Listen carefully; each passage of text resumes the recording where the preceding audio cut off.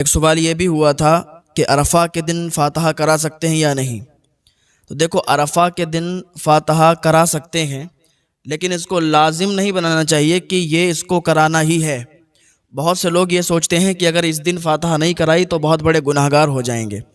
ایسا کچھ نہیں ہے. جیسے اور دنوں میں آپ اپنے مرحومین کے نام سے فاتحہ کراتے ہیں تو عرفہ کے دن بھی آپ کرا سکتے ہیں. ایک صاحب کہنے لگی حضرت کہ عرفہ کے دن نئی روحیں پہلے آتی ہیں اور بعد میں پرانی روحیں آتی ہیں.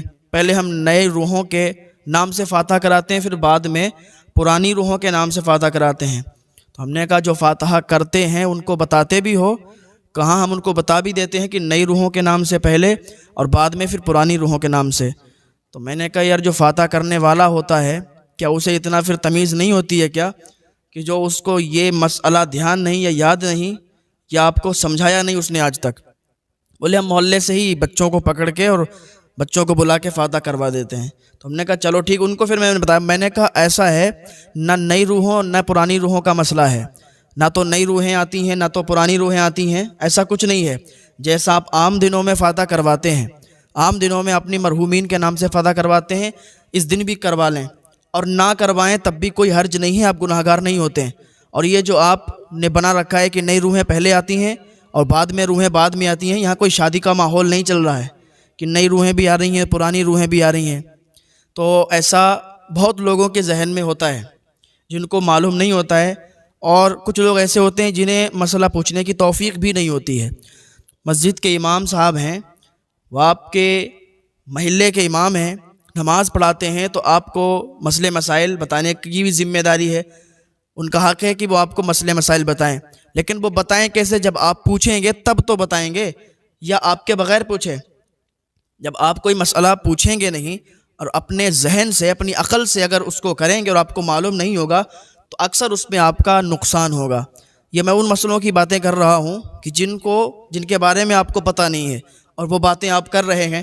تو جن باتوں کے بارے میں آپ کو معلوم نہ ہوا کرے تو کسی اچھے عالم دین سے پوچھ لیا کریں، کسی مسجد کے امام سے پوچھ لیا کریں، تاکہ آپ کو اس مسئلے کے بارے میں معلوم چل جائے.